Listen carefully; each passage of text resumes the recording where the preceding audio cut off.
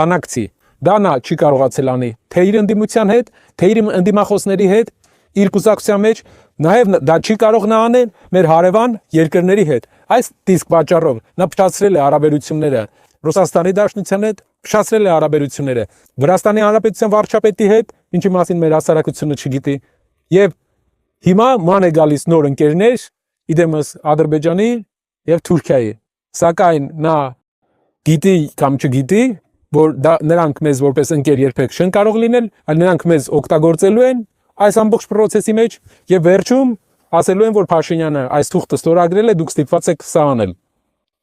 Դուք բանակցային կարողություններ չունեք։